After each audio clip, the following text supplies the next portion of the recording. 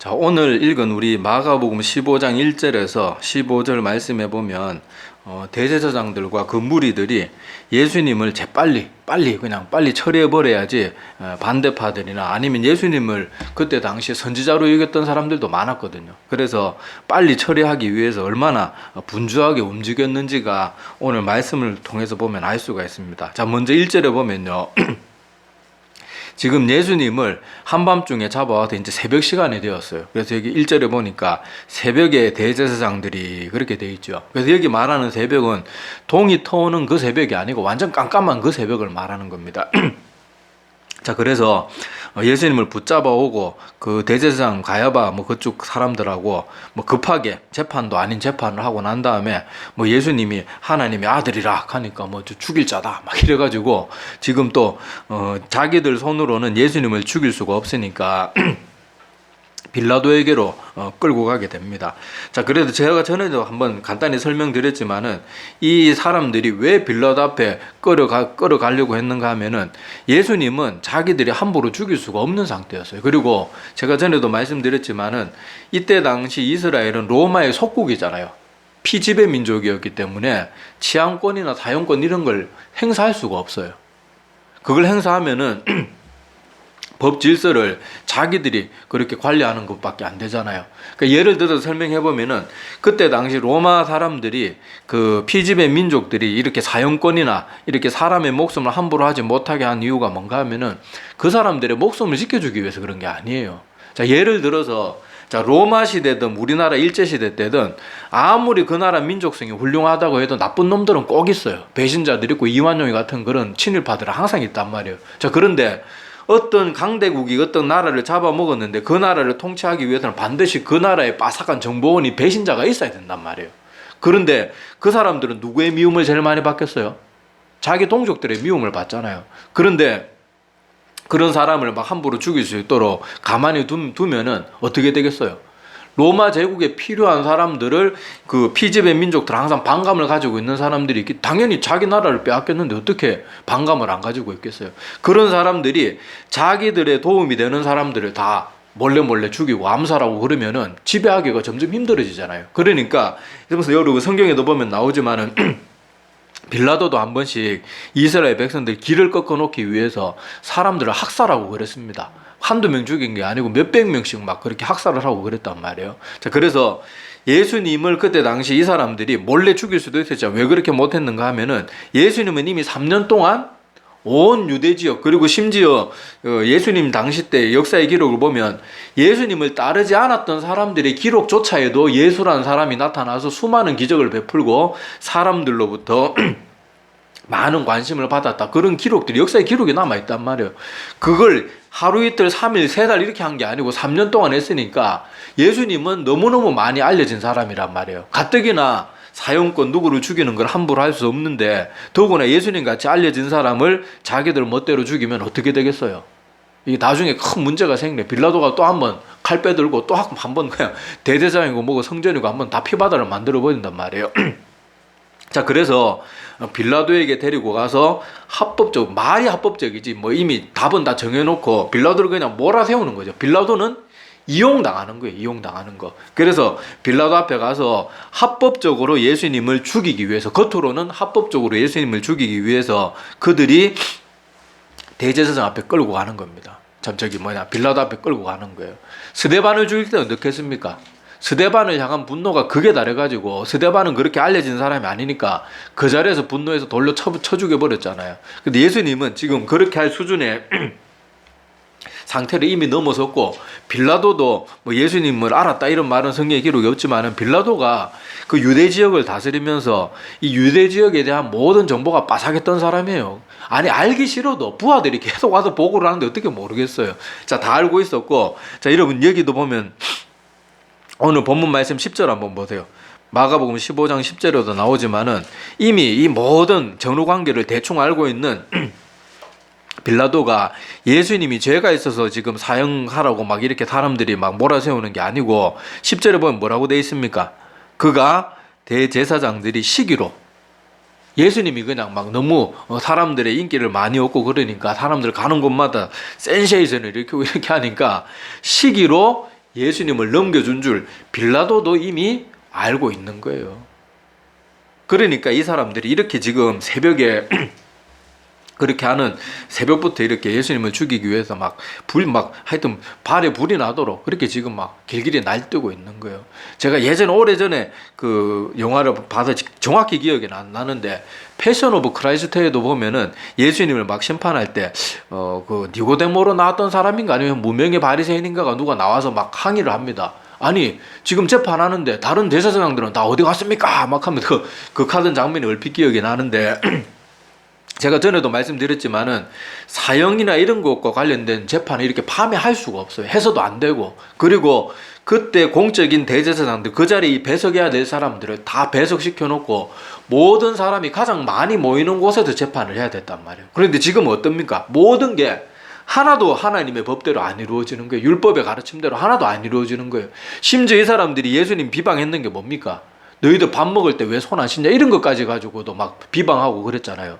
그래 놓고 정작 자기들은 지금 이 사람의 목숨을 좌지우지하는 이 재판을 하면서도 장로들이 유전이나 자기들 전통으로 내려오는 저 재판에 대한 법을 아예 깡그리째 다 무시하고 있는 거예요. 그러니까 얼마나 모순된 모습을 보이는지 여기서 알 수가 있습니다. 자, 그래서 여기 이런 모습들, 이 사람들이 하나도 지금 합법적이지도 않고 모든 게 그 사람들 마음속에 악한 마음을 가지고 이 모든 일들을 일사천리로 진행하고 있다는 것을 눈여겨볼 필요가 있고요. 자, 그리고 예수님이 여기 보면은 15장 5절 보세요. 14절에 보면 빌라도가 물어도 아무 대답이 없고, 그럴 때 15절에 보면 예수께서 다시 아무 말씀으로도 대답하지 아니하시니 빌라도가 놀랍게 여기더라. 자, 왜 놀랍게 여겼는가 하면요, 지금 예수님을 죽이라고 지금 말하고 있잖아요.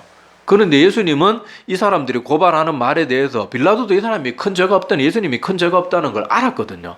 그런데도 묵비권을 행사하니까, 여러분 우리 같으면 누명을 쓰면 어떻게 하겠어요? 발언권 안 줄까 막 길길이 날뛸 텐데, 지금 빌라도는 예수님한테 말할 기회를 주는데도, 공개석상에서 말할 기회를 주는데도 예수님은 입을 다물고 있는 거예요. 그런데 2절에 보면요, 빌라도가 묻되 내가 유대인의 왕이냐 물을 때는 대답하셨어요. 내 말이 옳도다. 지가 지지난주인가 우리 마가복음 나눌 때도 말했죠. 예수님이 진리에 관한 말씀에는 아무리 핍박을 받고 그 말씀 때문에 생명을 잃더라도 바른 말씀에 대해서는 대답했지만은 구차한 일은 자기 변명하고 이런 것들에 대해서 입을 다무셨어요. 그거 가지고 우리 뭐 본받는 모습이 되자 뭐 그런 얘기 나눴던 거 기억이 날 텐데, 여기서도 보면 예수님이 내가 유대인의 왕이냐, 이건 사실이잖아요.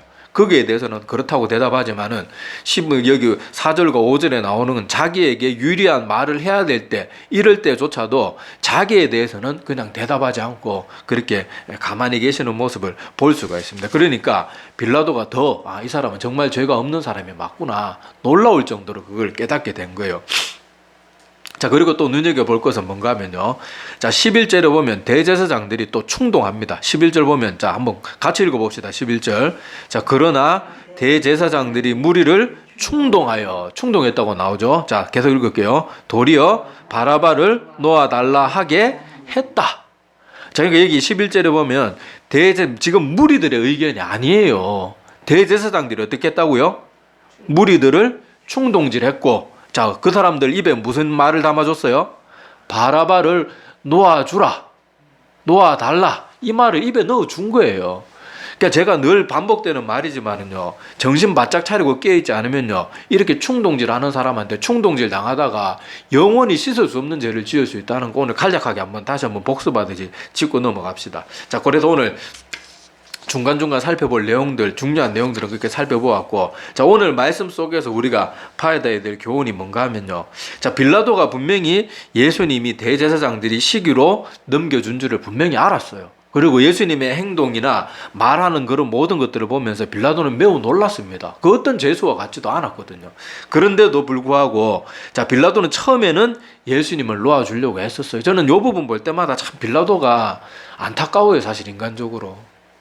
조금만 더 노력했으면 어차피 예수님은 하나님께서 예언하신 대로 어떻게든 죽음을 맞이하게 되긴 될 거예요. 그런데 빌라도는 이 분명히 죄가 없다는 것도 알고 놓아주려고 애를 썼는데, 거기서 조금만 더 했으면 영원히 저주받은 이름으로 안 남았을 텐데, 그만 사람들의 목소리에 넘어가 버린 거예요. 자, 여기 6절 한번 봅시다. 자, 오늘 마가복음 15장 6절에 보면, 자, 명절이 되면 백성들이 요구하는 대로 제수한 사람을 놓아주는 전례가 있더니 밀란을 꾸미고 밀란 중에 살인하고 체포된 자 중에 바라바는 자가 있는지라. 무리가 나가다 전례대로 하여 주기를 요구하는데 빌라도가 대답하여 너희는 내가 유대인의 왕을 너희에게 놓아주기를 원하느냐 하면서 빌라도는 요 대답을 원했어요.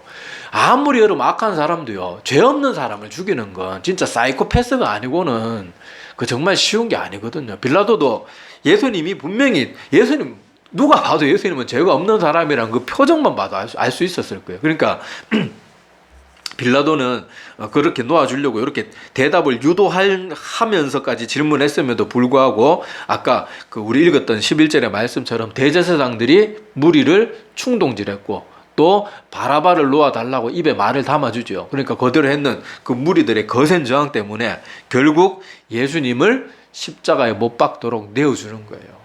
그래서 여기서 기억해야 될 것은 사람을 두려워하다 멸망하는 사람들이 성경에 보면 참 많이 등장합니다. 대표적으로 누가 있을까요? 여러분, 세례 요한을 죽였던 헤롯이 어땠어요? 헤롯이 괜히 그 자기 생일날 딸아이가 자기 앞에 나와가지고 춤을 예쁘게 추니까 괜히 쓸데없이 내가 너에게 그냥 용돈 한 10만 원 줄게 이렇게 하면 돼. 아니면 용돈 100만 원 줄게 이렇게 끝났으면 좋았을 텐데 뭐라 그럽니까? 내가 무슨 요구를 하든지 내가 뭐든지 다 들어주겠다. 뭐 나라의 절반이라도 주겠다. 그랬다가 요 딸이 그냥 뭐 쪼만하면 뭐 사탕이나 주세요 이러면 될 건데 또 엄마한테 뽀로록 달려가가지고 뭐 달라 그럴까요? 그 괜히 물어가지고 세례 요한의 목을 달라. 그러니까 그 헤롯이 그런 딸이 그렇게 무자비한 말을 하면 부모가 어떻게 해야 되겠어요? 공개석상에서 그런 말을 자기 조만한 아직 철도 않는 딸이 그렇게 말하면은 얘야 그것은 내 생일에 맞지 않는 요구다. 내가 나라를 절반은 줄지언정 그거는 너에게 도움이 안 되니까 다른 거 하면 내가 들어줄게. 이런 식으로 얼마든지 지혜롭게 말할 수 있었어요. 그런데 어떻게 합니까? 사람들 눈치 보느라고 자기가 거기서 헤롯이 보여주고 싶었던 모습은 뭔가 하면 내가 내뱉은 말은 아무리 대단한 일도 난 하는 인간이다. 그걸 보여주고 싶어가지고 사람들 앞에 내뱉은 그 말 때문에 세례 요한을 목을 치게 되는 거예요. 그리고 사울왕도 어땠습니까? 사울왕이 보면은 그렇게 하나님께서 모든 것을 진멸하라. 그 땅에 있는 것은 소나 양이나 돼지나 어린아이까지 하나도 남기지 말고 다 진멸하라 그랬는데 사울왕도 누구 때문에 그렇게 남겨놓습니까? 좋은 것도 왜 남겨놔요? 같이 전투에 나갔던 그 군사들이 그거 저기 노량물들 안 나눠주면은 뭐 이렇게 막 뭐 자기한테 대들거나 반항하거나 또 이렇게 뭐 제대로 통제가 되지 않을까 싶으니까 사울이 분명히 그렇게 말합니다. 내가 이 사람들을 두려워해서 남겼습니다. 그게 사무엘상 15장 17절에서 24절에 나옵니다. 자, 24절만 보면은 그 17절에서는 사무엘이 왜 왕이 이런 걸 남기셨습니까? 그거에 대해서 묻는 내용이 길게 나오고, 자, 24절에 보면 그에 대한 대답이 사울이 이렇게 말합니다. 자, 사무엘상 15장 24절인데, 자, 제가 읽어 드릴게요. 자, 사울이 사무엘에게 이르되 내가 범죄하였나이다. 이 범죄하였나이다는 다 진멸하라 그랬는데 좋은 건 다 남겨놓은 걸 말하는 거예요. 자, 내가 여호와의 명령과 당신의 말씀을 어긴 것은 자기도 아는 거예요. 다 진멸하는 거 알았단 말이에요. 자, 내가 백성을 두려워하여 그들의 말을 청종하였음이니이다. 이렇게 대답하는 장면이 나와요. 자, 사울이 이때부터 하나님께 버림을 받죠. 왜 이런 큰 실수를 저지릅니까? 자기 부하들 만족시켜 주려고. 왕이면요, 전쟁에 나가 하나님이 그렇게 하라 그랬으면 하고 나서 왕이 그때 당시에 왕의 국고가 있잖아요. 자기 재산 얼마든지 그렇게 사유로 움직일 수 있는 돈이 있었단 말이에요. 그걸 풀어서 주든지 그러면 되는데 그때 전쟁 당시에 그걸 당장 만족시켜 주지 않으면 자기 인기 떨어질까 봐 그러는 거예요. 그랬다가 그 어마어마한 실수를 저지르고 하나님께 버림받는 계기가 되는 거예요. 무섭잖아요. 여러분, 별거 아닌 것 같아요. 아이고, 내가 저 사람 조금만 이거 뭐 이거 뭐 하나님께서 뭐 진멸하라 했는데 조금 좋은 거 조금 남길 수 있지. 요렇게 생각하다가 너무나 큰 실수가 되는 거예요. 근데 그 모든 것이 다 뭐에서 시작됩니까? 사람들 눈치 보다가 그렇게 되는 거예요. 여러분, 마약이나 범죄에 빠지는 사람들 중에 정말 지가 악독해서 마약이나 범죄에 빠지는 사람도 분명히 있을 거예요. 근데 많은 경우에는 어떻습니까?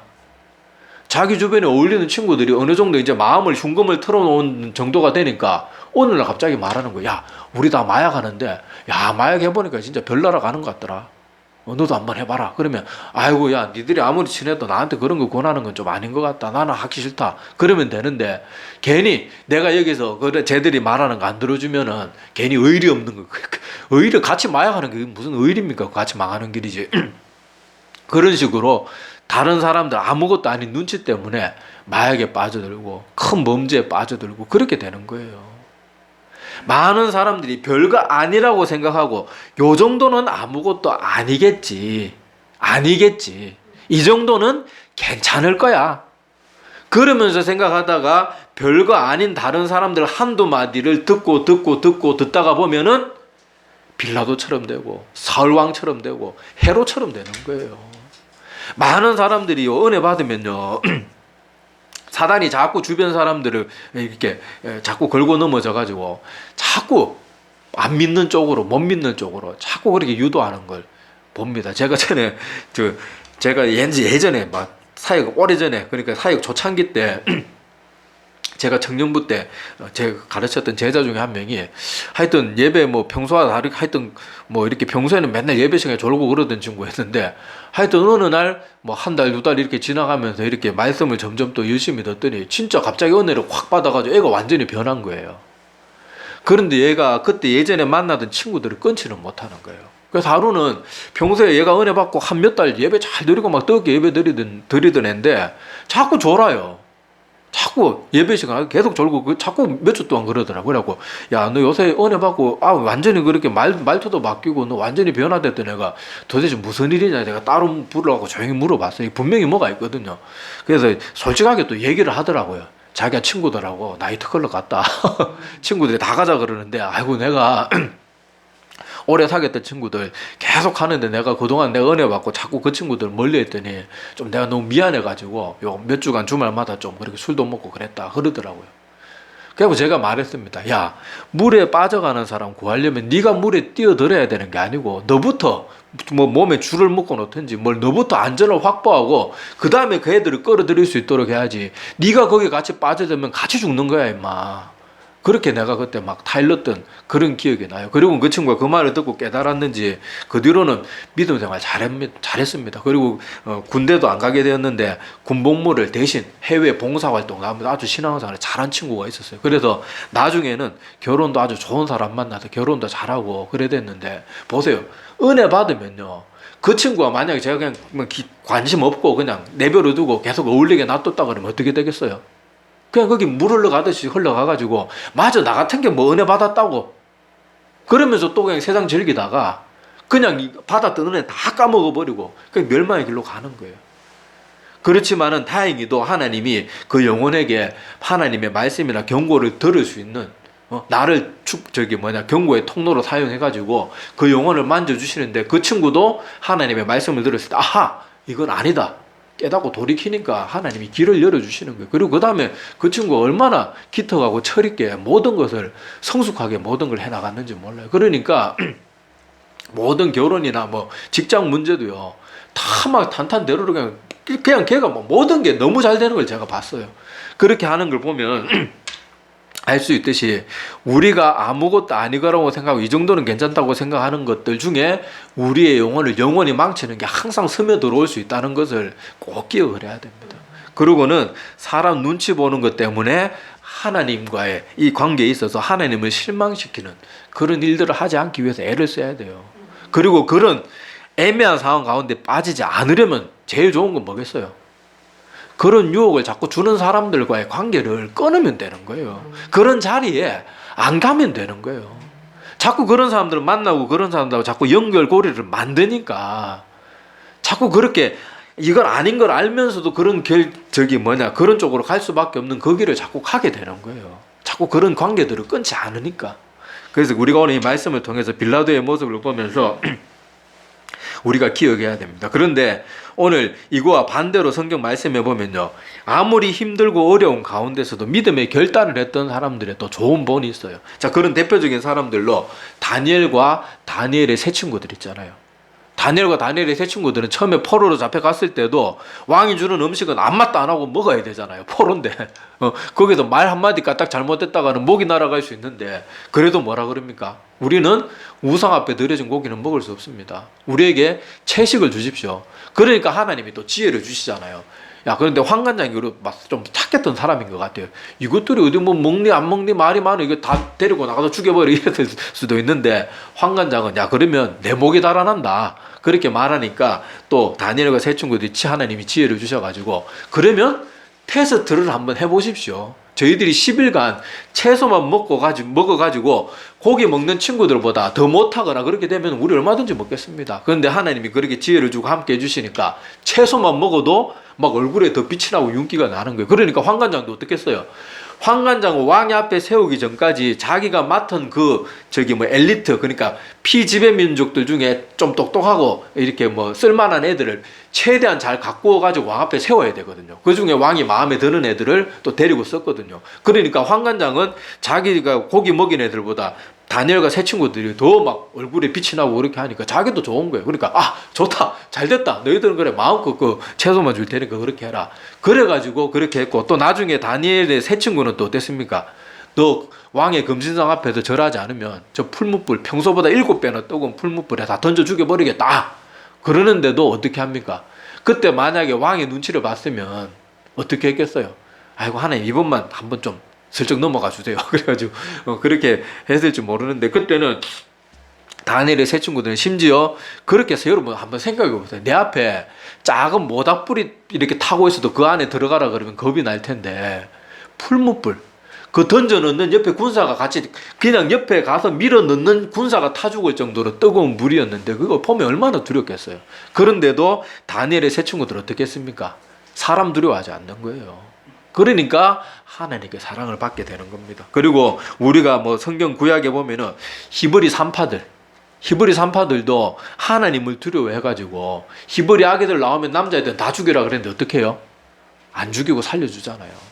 그리고 바로한테 가서는 아이고 여기 히브리 여자들은 얼마나 건강한지 우리가 소식 듣고 달려가는 동안 애들을 숨풍숨풍 안아가지고 우리가 할 일이 없다 그래가지고 애들 살려주는데, 성경 기록에 보면 뭐라고 나옵니까? 하나님께서 그 히브리 산파들에게 복을 주셨다고 나와요.